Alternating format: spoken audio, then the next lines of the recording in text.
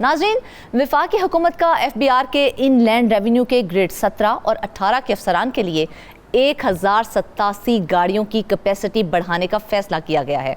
वफाकी काबीना ने FBR के अफसरान के लिए 1300 सीसी गाड़ियों की इंजन कैपेसिटी को 1350 सीसी तक करने की मंजूरी दी है। मंजूरी का मकसद दीगर कंपनीज को भी गाड़ियों की खरीदारी में शामिल करना है। सवाल अब यह है कि गाड़ियों की कैपेसिटी बढ़ाने से टैक्स और दूसरी अदायगियों में इजाफा होगा या नहीं। तफसीलात बताने के लिए हमें ज्वाइन किया है नुमाइंदा ख़ुसूसी इस्लामाबाद रियाजुल हक ने। रियाज, सबसे पहले तो हमें यह बताएं ना कि इंजन कैपेसिटी बढ़ाने की मंजूरी का आखिर जवाब क्या है? जी बहुत शुक्रिया फरजाना। देखें, हमारे यहाँ तो गाड़ियाँ ख़रीदनी हों और नई गाड़ियाँ लेनी हों या इस तरह के नए प्रोजेक्ट्स हों, ब्यूरोक्रेट्स के लिए घरों का मामला हो, तो हमेशा उसके लिए कोई जवाज़ घड़ा जाता है और कहा जाता है कि जनाब ये इससे ये मामला बेहतर हो जाएंगे, ये हो जाएगा। अभी 1084 तकरीबन 1100 के करीब ये जो गाड़ियाँ ख़रीद रहे हैं, इसकी जो समरी की मंजूरी दी गई है, इसके डॉक्यूमेंट को पढ़ें तो आप हैरानी होती है, क्योंकि डॉक्यूमेंट्स के अंदर ये लिखा हुआ है कि जनाब ये गाड़ियों की मंजूरी इसलिए ज़रूरी है कि इससे जो IMF ने हमें टारगेट दिया है FBR को, उसको अचीव करने में जो है वो बहुत ज़्यादा फ़ायदा होगा और वो जो टारगेट है वो हम अचीव कर सकेंगे। अब इस वक्त जब हम बात कर रहे हैं तो FBR ने जो है वो जो शॉर्टफॉल है, जो रेवेन्यू जनरेशन का, टैक्स कलेक्शन का, वो 384 बिलियन रुपीज़ का शॉर्टफॉल है। 384, तकरीबन ये 400 अरब रुपए बन जाते हैं जिसका शॉर्टफॉल है। और एक तरफ ये बात करते हैं कि जनाब रेवेन्यू बेहतर हो जाएगा, ये हो जाएगा, अपनी इनकी परफॉर्मेंस, ये आगे चल के हम इस पे बात करेंगे कि 7-8 वो कौन से पॉइंट हैं FBR के लिए इस वक्त चैलेंजिंग है। लेकिन वो ये समझते हैं गाड़ियों की ख़रीदारी जो है वो बहुत अहम है, क्योंकि एंड रेवेन्यू के जो अफसरान हैं 17 से 18 के, उनके लिए जब गाड़ियाँ आएंगी वो फील्ड में जाएंगे और टैक्स कलेक्शन जो है वो करेंगे। लेकिन मसला ये नहीं है कि फील्ड में वो जाते नहीं हैं और पैसे मिलते नहीं हैं, मसाइल तो कहीं और है। लेकिन फिलहाल हम इस स्टोरी के इस एंगल पे जाते हैं कि जब ये इन्होंने 1300 सीसी तक कर दी है, 1300 से बढ़ा दी है, तो इसमें उसकी वजह क्या है?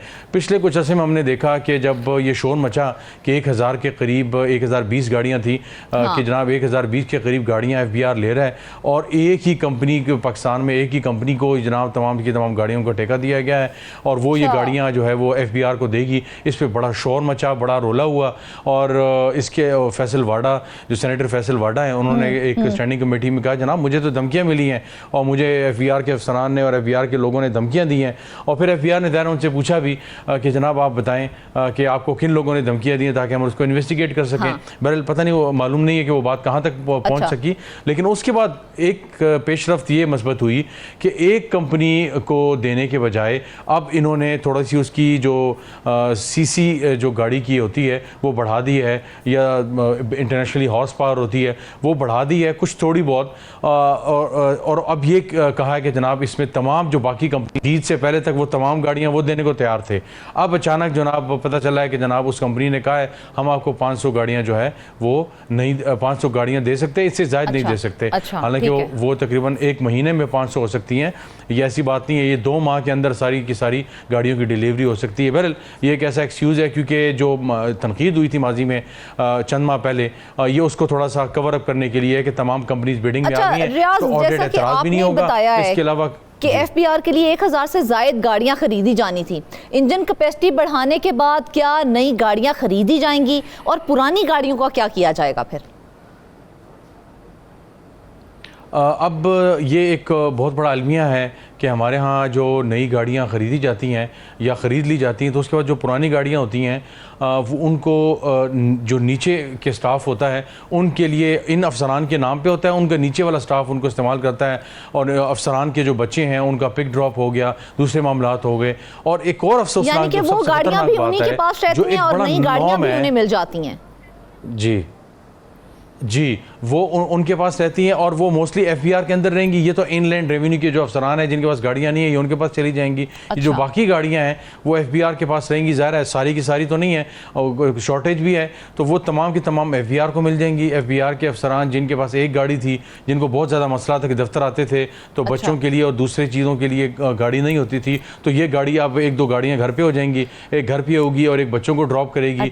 घर के काम का अचानक घर में कुछ मंगवाना पड़ जाता है तो एक गाड़ी वो होनी चाहिए और और एक वो अच्छा जो बच्चों की रियाज, स्कूल के बाहर बच्चों होगी, के दूर लिए दराज गाड़ी स्कूल होना बच्चे भी जाते क्या हैं बेचारे हुकूमत की उनके। जिम्मेदारी है या जी। फिर हम सिर्फ अफसरान के लिए ही गाड़ी देना हुकूमत की जिम्मेदारी होती है? ये बिल्कुल, ये किसी तौर पे भी हुकूमत की जिम्मेदारी नहीं है, और इनमें से बहुत से ऐसे अफसरान हैं जो मोनेटाइजेशन ले रहे हैं, यानी अच्छा। हुकूमत से तकरीबन 1,20,000 रुपए तक, 1,20,000 रुपए तक ये मोनेटाइजेशन लेते हैं कि जनाब हम गाड़ी इस्तेमाल नहीं करेंगे, और हम उसके बदले हुकूमत से ये मोनेटाइजेशन यानी अलाउंस लेंगे एक किस्म का, और ये कन्वेंस अलाउंस कह लें या कुछ होता है, लेकिन यहाँ पे फेडरल में मोनेटाइजेशन कहा जाता है उसे।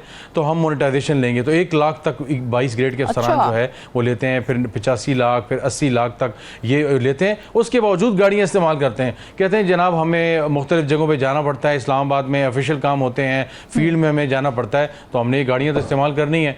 और वो तो एक अजीब किस्म की मंतक होती है। एक और जो मैं चीज़ बताने वाला था वो अफसोसनाक है, वो ये होगा कि अब ये तकरीबन हर जगह नॉर्म ही होता है, प्राइम मिनिस्टर ऑफिस की गाड़ियों से लेकर मुख्तलिफ जगहों पर ये काम होता है तमाम मिनिस्ट्रीज़ में, कि ये गाड़ियाँ, जिनमें से बहुत सी गाड़ियाँ ऐसी होंगी जो इंतहाई ख़राब हो चुकी होंगी, जो स्टैंड डाउन हो जाएंगी, जो खड़ी हो जाएंगी, उनकी मद में जो पेट्रोल आता है वो बाकायदा तौर पर इस्तेमाल होता है, और वो अगेन डिपेंड सॉरी मैं यहाँ पर आपको इंटरप्ट कर रही हूँ, मुझे समझ नहीं आ रही, ये थोड़ा सा कंफ्यूजिंग है, मुझे समझ नहीं आ रही इस कंफ्यूजन की। आपने कहा कि एक तरफ मोनेटाइजेशन लेते हैं 1 लाख रुपए तक, दूसरी तरफ गाड़ियां भी इस्तेमाल करते हैं, तो फिर गाड़ियां किस तरह से अप्रूव हो जाती हैं और वो पैसे जो हैं वो किस तरह से अप्रूव कर दिए जाते हैं? असल में अप्रूव करने वाले, अप्रूव करवाने वाले ये सारे ब्यूरोक्रेट्स ही होते हैं। तो इससे पहले मोनेटाइजेशन की पॉलिसी जब आई थी, ये उस ज़माने में आई थी कि जिस ज़माने में एक बहुत बड़ा चैलेंज था कि जनाब गाड़ियों का मिसयूज़ बहुत ज़्यादा होता है, और POL यानी जो पेट्रोल वगैरह है उसका मिसयूज़ होता है, अफसरान ज़ाती मकासद के लिए गाड़ी इस्तेमाल करते हैं। तो फिर उन्होंने कहा ये ऐसा करते हैं कि मोनेटाइजेशन की एक पॉलिसी लाते हैं। अच्छा। जिसके तहत वो तमाम लोग, वो तमाम अफसरान जो ये अलाउंस लेंगे वो पर्सनल गाड़ी यूज़ करेंगे और ऑफिशियल गाड़ी यूज़ नहीं करेंगे। लेकिन यहाँ तो उल्टी गंगा बह रही है। अब वो अलाउंस भी लेते हैं 1 लाख तक, और उसके अलावा ऑफिशियल गाड़ी भी यूज़ करते हैं। और कई अफसरान ऐसे हैं कि ये SOPs के अंदर लिखा हुआ है कि 5 बजे तक जो है वो गाड़ी ज़ाहिर सरकारी इस्तेमाल नहीं करेंगे, लेकिन अगर वो 5 बजे के बाद बैठते हैं, लेट नाइट बैठते हैं, तो फिर उनको सरकारी गाड़ी इस्तेमाल करने की इजाज़त होगी। एक और बड़ा सवाल यहाँ पर उठ रहा है, उसका भी जवाब मुझे देते ही जाएं। जिस तरह से आपने कहा कि अब 1000 से ज़ायद गाड़ियाँ जो हैं वो खरीदी जाएंगी, तो वो अफसरान जो मोनेटाइजेशन ले रहे हैं और जो पुरानी गाड़ियाँ भी इस्तेमाल कर रहे हैं, अब क्या उनको भी नई गाड़ियाँ दी जाएंगी और उनसे पुरानी गाड़ियाँ ली जाएंगी, या वो सिर्फ मोनेटाइजेशन के जो पैसे हैं वो लेंगे? वो